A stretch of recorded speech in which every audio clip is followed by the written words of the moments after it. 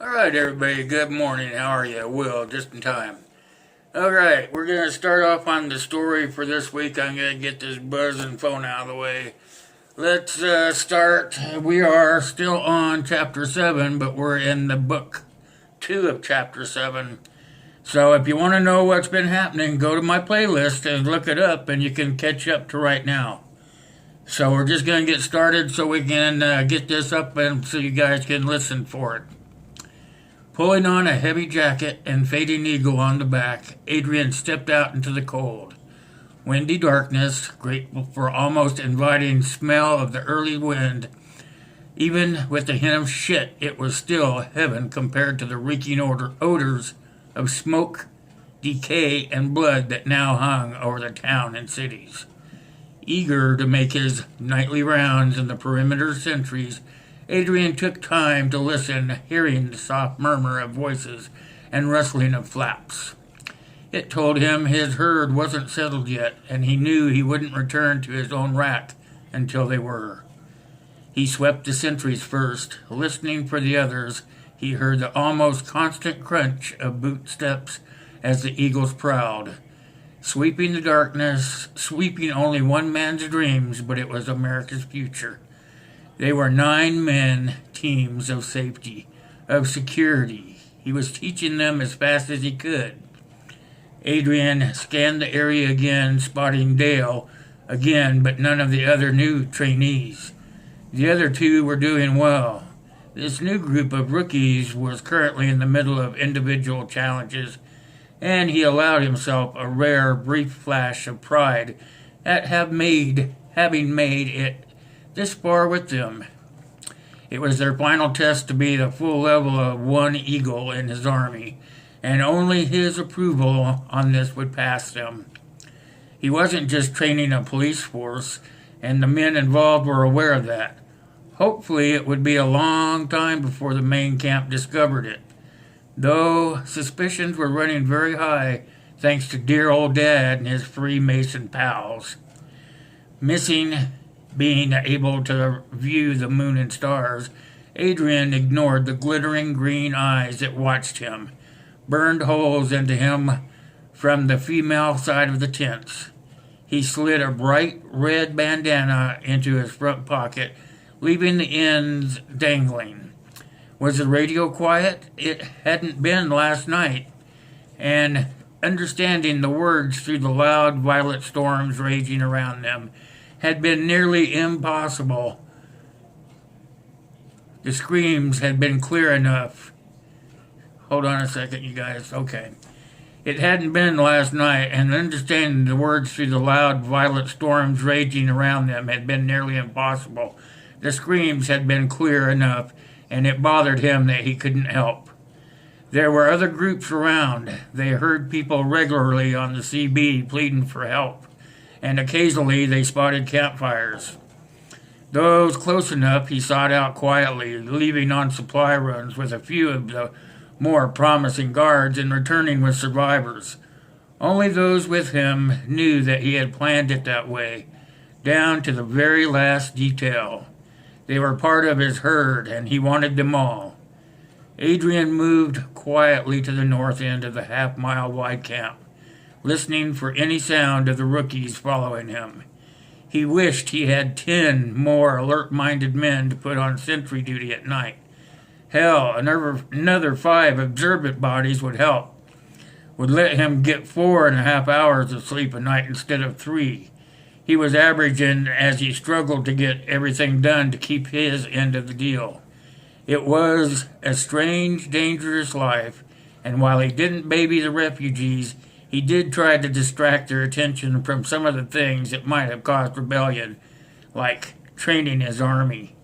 He gave them soccer and football games, poker nights, shooting contests, knowing that eventually they'd start feeling like Americans again. Once that happened, they would wake up and to the unpleasant reality that it was going to be a very long trip, and they had to work together. It was a slow going with only a few exceptions. The guard on the north end of the dimly lit parking area was Doug, now fully recovered from his trial under the bridge. with red hair and a red vest under a raggedy green jacket. The 6'4" Army veteran was hard to miss even in the crowd. But he was nowhere to be seen as Adrian stepped between the new and the old, rusty and shiny, beat up and muddy vehicles. Doug had been many years out of service due to a small injury that had left him with a limp, but he was a great comfort to have around during this time of chaos. Anything moving, the blond leader was sure he had been heard despite the unguarded appearance of the dusty parking area, and he swept the tattered flags flapping in the heavy wind from nearly every antenna and door handle. That had been Kyle's doing, he was sure. Same as the last night, just wind, my feet, and Tanya. Despite the clear lineage, there were no Irish accent in Doug's low voice, and Adrian watched him unfold from behind a small blue Mustang. The big man lit a cigar and gave the boss a look, but said nothing as he moved closer, leaving big footprints in the gravel. Adrian had saved his life and taken him in, given him work that made him feel useful, but they both knew Doug wasn't really a part of these people yet. He wasn't comfortable enough to joke, let alone question, and so he didn't. Where was she going? Doug stretched his wide shoulders, scanning the dark shapes of sickly fir trees that lined the taped-off area. He kept his left hand in his pocket, the nerves jumpy, twitching slightly. He wasn't sure if the hard leader would pull him off duty for it or not, but he wasn't taking any chances. Her tent, I think. She pissed again? Adrian met Doug's gaze with a small smile of a male satisfaction that the big man would recognize. Isn't she always? Doug grinned, nodded, and kept a tight leash on his mouth. Adrian knew his story. Doug had only joined the service to keep from being just another Irish potato farmer in Idaho. But once in, he'd found a way of life and a moral code that had allowed him to keep his hope. The same was true of Adrian, who still had enough hope to save the world. Doug had witnessed Tanya coming from Adrian's tent. Doug wasn't about to begrudge him a piece of ass that many in camp had already had. Adrian was sacrificing everything, trying to save some of his country. Doug, who had given most of his life to the very same thing, had a lot of respect for Safe Haven's leader. It made Doug willing to overlook anything that might interfere with his own life, for the very same thing had a lot of respect for Safe Haven's leader. It made Doug willing to overlook anything that might interfere with the dream. Like the camp finding out, Adrian was screwing the woman they all suspected as a Black Widow, or at least an accomplice. Information like that was dangerous, and he would guard it. Adrian slipped out of the camp through the parking area, hating the pitch blackness that surrounded them on all sides. As he proceeded toward the men guarding the rear of the camp, he stalked through the tape as an intruder would.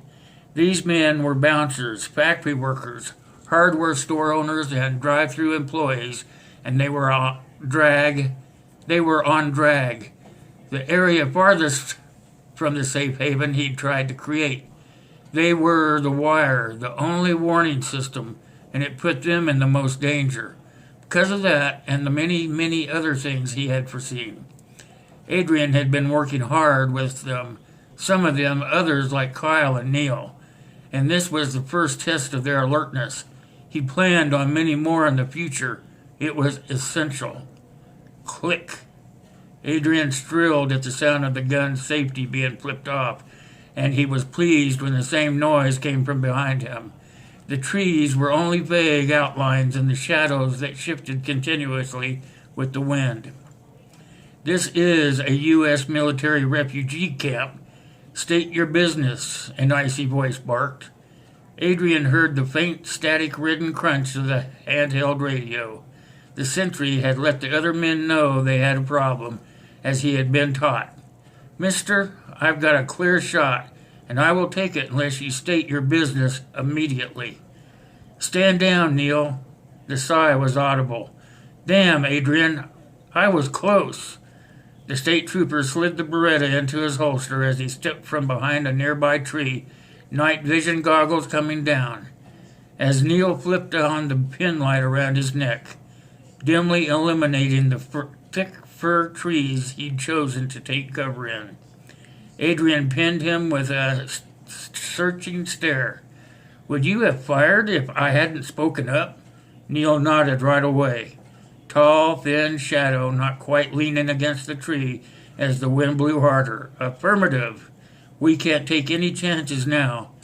Footsteps crunched heavily from two directions and arrived at roughly the same time, telling Adrian they had been where they were supposed to be. "What's wrong? You okay?" Neil waited for Adrian to address arriving guards.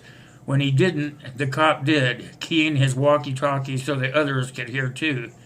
"Disregard, false alarm, resume your posts." The two men went without question or complaint, nodding to Adrian, and he thought they were probably glad to have something to keep them awake. He had put the right man in charge of this shift, though, that was clear. The trooper, who everyone called Neil, wasn't your average cop, and despite his young age, not quite 30, Adrian was aware that people had begun to wonder if Neil was being examined for second in command. He wasn't. He didn't have the special spark that Adrian was searching for, but the trooper was still valuable, and it hurt no one to let the camp assume so.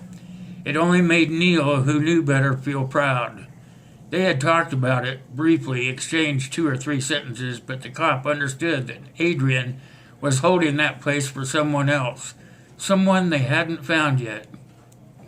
Adrian noted that the man's respect he waited for the boss to begin. "Hearing anything?" "Negative. Lights again, though. Campfires," Neil answered. He glanced around, hunting for the trainees who were shadowing Adrian. He didn't see them, but Neil was sure they were there. He and Kyle had only recently passed their own level tests. Adrian's mind went straight to the slavers. "How many tonight?"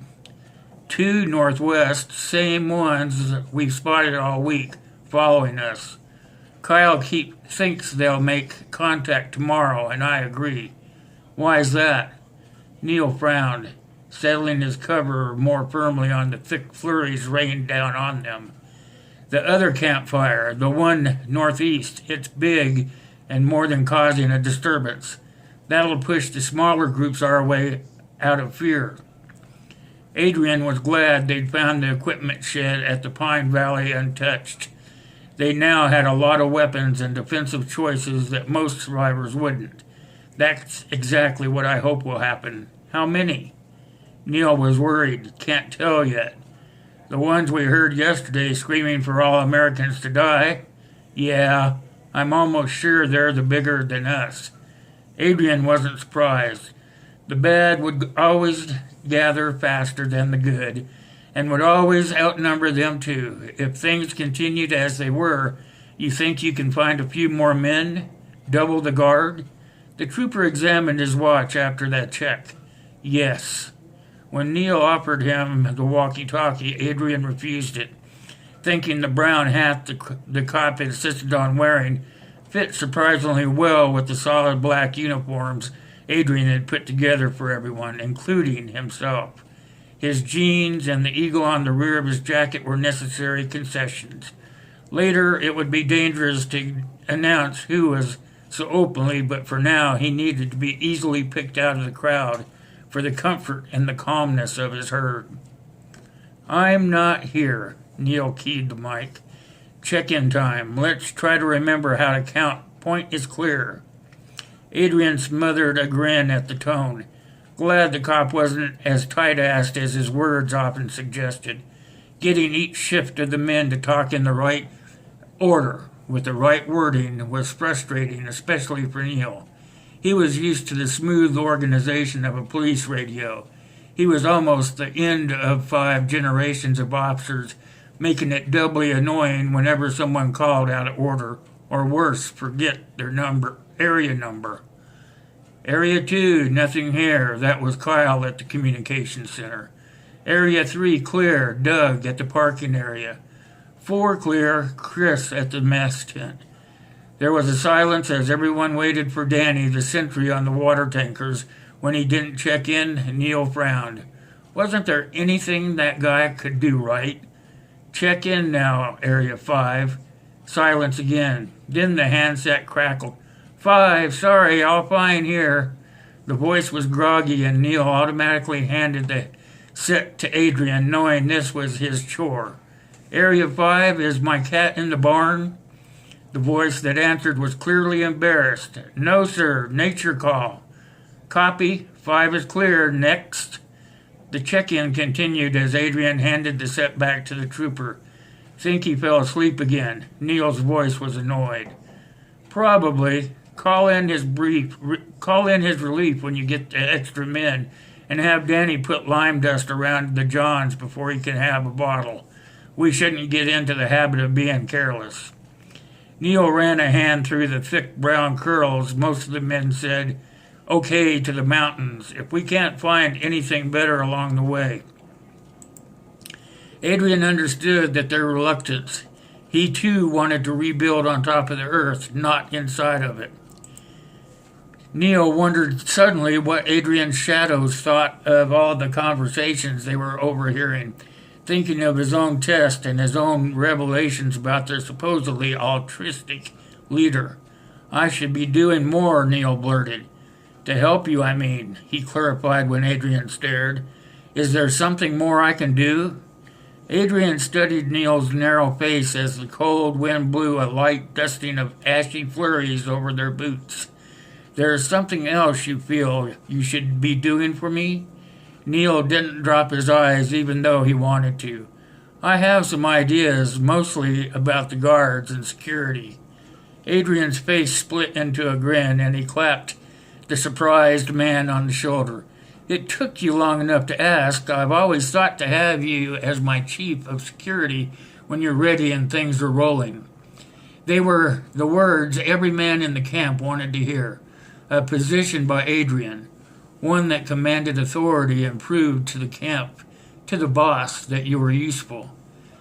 It'll probably be only 9th or 10th in the final chain of command, but for a while it will be 3rd or 4th, and you'll always be in the loop. You got my word on that. Neil felt careful gratitude and a small flare of guilt. He was so much more now than he had been before the war. In this awful new world he was finally serving. Is this the official offer?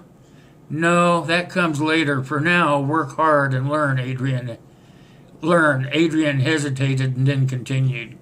Also, keep your eyes open for anyone you think should talk to or might have overlooked. Neil studied him thoughtfully for a long minute. You mean people like you? It wasn't a question, and Adrian frowned, hoping he hadn't offended the cop. Like me? It's hard to explain. Something draws people to you. I know it when I see it. Your loyalty means a great deal to me, Adrian said with feeling. You've been by my side almost since the beginning, and all the responsibility you're hoping for will happen. You have my word on that, too. Neil nodded, proud and eager for the time to come. I recognize the sacrifices you're making, how hard you work. We all do, and we're grateful that you stuck with us for when everyone else split. A little uncomfortable, his guilt was whispering insults. Adrian opened his mouth and was disappointed with what came out. We'll make it. God will help us find our way now. Neil tensed. His face darkened as he turned away. Why wouldn't he help us before we got lost? All right, folks. I hope you enjoyed it. We're going to be going on to Section 3 of Chapter 7, and that'll be next week. Kind of goes hand in hand with the live panel stream we did last night. Really makes you think about what's going on. If you listen to the story, it talks about them keeping track of the other fires in the far distant, and about the bad people outnumbering the good people, which means that more people could be kidnapped and held hostage against their will and possibly be turned into slaves. So with that said, I'm going to end it for today. We are 20 minutes in, and I want to let you guys know that I'm really enjoying this story. I hope you are. And don't forget that I'll be, live streaming the rest of the week. I gain 4 steps forward, and YouTube takes me 3 steps back. Usual stuff, taking watch hours back away from me. Anyway, I'm not going to worry about that. I'm just going to keep pushing forward. That's what we all must do. And I want you guys to know that I can't do any of it without you guys. You guys really make it good for me. Things couldn't be any better. I really appreciate your support. You don't know how much I love each and every one of you. So for now, it's God bless you and it's God bless me. But most of all, God bless the US of A. Till next time, see you out there on the tube.